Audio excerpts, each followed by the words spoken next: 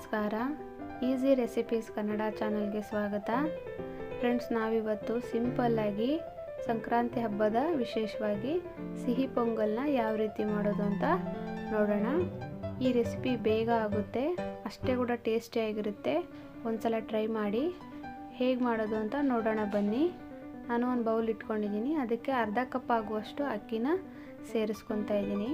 ಇದಕ್ಕೆ ನೀರು ಸೇರಿಸ್ಕೊಂಡು ಒಂದು 2-3 ಸಲ ನೀಟಾಗಿ ವಾಶ್ ಮಾಡಿ ಇಟ್ಕೊಳ್ಳಿ. ನಂತರ ಒಂದು ಬೌಲ್ಗೆ 1/4 ಕಪ್ ಆಗುವಷ್ಟು ಹೆಸರು ಬೇಳೆನ ಹಾಕೋತಾ ಇದ್ದೀನಿ ನೋಡಿ. ಇದನ್ನು ಅಷ್ಟೇ ಒಂದು 2-3 ಸಲ ನೀಟಾಗಿ ವಾಶ್ ಮಾಡಿ ಇಟ್ಕೊಳ್ಬೇಕಾಗುತ್ತೆ. ನಾನು ಒಂದು ಸ್ಟ್ರೈನರಿಗೆ ಹಾಕಿ ಇಟ್ಕೊಂಡಿದ್ದೀನಿ. ನಂತರ ಒಲೆ ಮೇಲೆ ಒಂದು ಪಾತ್ರೆ ಇಟ್ಕೊಂಡಿದ್ದೀನಿ. ಅದಕ್ಕೆ 1/4 ಕಪ್ ಆಗುವಷ್ಟು ನೀರನ್ನು ಹಾಕ್ಕೊಳ್ತಾ ಇದ್ದೀನಿ ನೋಡಿ. ನಂತರ ನಾನಿಲ್ಲಿ 3/4 ಕಪ್ ಆಗುವಷ್ಟು ಬೆಲ್ಲನ ಹಾಕ್ಕೊತಾ ಇದ್ದೀನಿ. ಬೆಲ್ಲನ ಕರಗಿಸ್ಕೊಳ್ಬೇಕಾಗ್ತದೆ. ನಂತರ ಒಲೆ ಮೇಲೆ ಒಂದು ಕುಕ್ಕರ್ ಇಟ್ಕೊಂಡಿದ್ದೀನಿ. ಅದಕ್ಕೆ 2 ಟೇಬಲ್ ಸ್ಪೂನ್ ಆಗುವಷ್ಟು ತುಪ್ಪ ಹಾಕ್ಕೊಂಡಿದ್ದೀನಿ. ಅದಕ್ಕೆ ಬೇಳೆ ಅಂತ ತೊಳೆದು ಇಟ್ಕೊಂಡಿದ್ವಲ್ಲ ಅದು ಹಾಕ್ಕೊಳ್ತಾ ಇದ್ದೀನಿ. ನಂತರ ಇದನ್ನು ಒಂದು 2 ನಿಮಿಷ ಮೀಡಿಯಮ್ ಹುರಿನಲ್ಲೇ ಹುರಿಬೇಕಾಗುತ್ತೆ.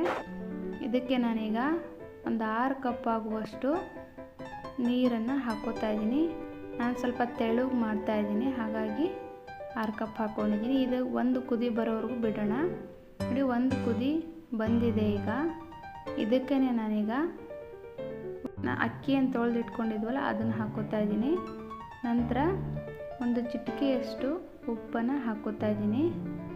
ನಂತರ ಒಂದು 1/4 ಕಪ್ ಆಗುವಷ್ಟು ಹಾಲನ್ನು ಹಾಕ್ಕೋತಾ ಇದ್ದೀನಿ. ನಂತರ ಇದನ್ನು ಚೆನ್ನಾಗಿ ಒಂದು ಸಲ ಮಿಕ್ಸ್ ಮಾಡಿಕೊಂಡು ನಾನು ಕುಕ್ಕರ್ ಲಿಡ್ನ ಮುಚ್ತಾ ಇದ್ದೀನಿ ನೋಡಿ. ಇದು ಒಂದು 2 ವಿಷಲ್ ಕೂಗಿಸ್ಕೊಳ್ಬೇಕು. ಜಾಸ್ತಿ ಕೂಗಿಸ್ಕೊಳ್ಳೋದೇನು ಬೇಡ. ಅನ್ನ ಬೇಳೆ ಸ್ವಲ್ಪ ಕಾಣಬೇಕು, ಆ ರೀತಿ ಇರಬೇಕು. ನಂತರ ಯಾವ ಪಾತ್ರೆಯಲ್ಲಿ ನೀವು ಸ್ವೀಟ್ ಮಾಡ್ತೀರಲ್ಲ ಅದೇ ಪಾತ್ರೆನ ಒಲೆ ಮೇಲೆ ಇಟ್ಕೊಳ್ಳಿ. ನಾನಿಲ್ಲಿ ಇದನ್ನು ಇಟ್ಕೊಂಡಿದ್ದೀನಿ. ನಂತರ ಬೆಲ್ಲನ ಶೋಧಿಸ್ಕೊಳ್ತಾ ಇದ್ದೀನಿ ನೋಡಿ. ನಂತರ ಒಲೆ ಮೇಲೆ ಒಂದು ಪಾತ್ರೆ ಇಟ್ಕೊಂಡಿದ್ದೀನಿ. ಅದು ಬಿಸಿಯಾದ ನಂತರ ಅದಕ್ಕೆ ನಾನು ಒಂದು 5 ಟೇಬಲ್ ಸ್ಪೂನ್ ಆಗುವಷ್ಟು ತುಪ್ಪ ಹಾಕೋತಾ ಇದ್ದೀನಿ ನೋಡಿ.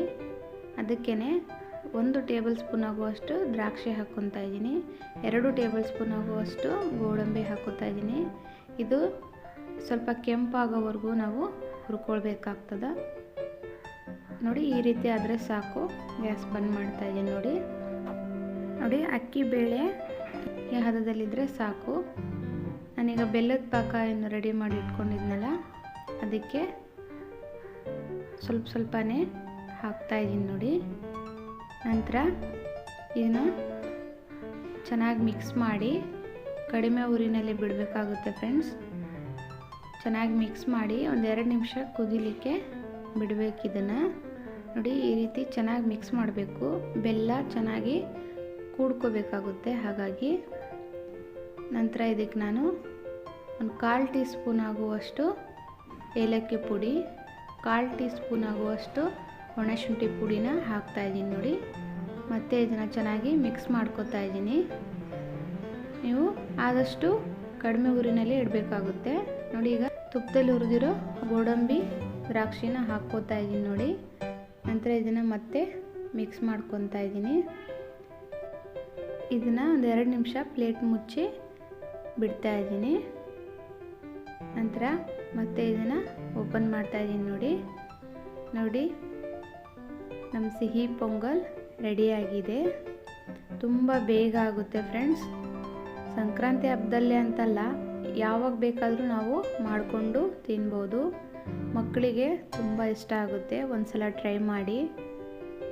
ಇನ್ನು 1 ವರ್ಷದೊಳಗೆ ಮಕ್ಕಳು ಇರ್ತಾರಲ್ಲ ಅವರಿಗೂ ಕೂಡ ಇದನ್ನು ತಿನ್ನಿಸ್ಬೋದು. ಈ ರೆಸಿಪಿ ನಿಮಗೆ ಇಷ್ಟ ಆದರೆ ಪ್ಲೀಸ್ ನನ್ನ ಚಾನಲ್ನ ಲೈಕ್ ಮಾಡಿ, ಸಬ್ಸ್ಕ್ರೈಬ್ ಮಾಡಿ, ಬೆಲ್ ಐಕಾನ್ ಒತ್ತಿ ಹಾಗೂ ಶೇರ್ ಮಾಡಿ. Thank you.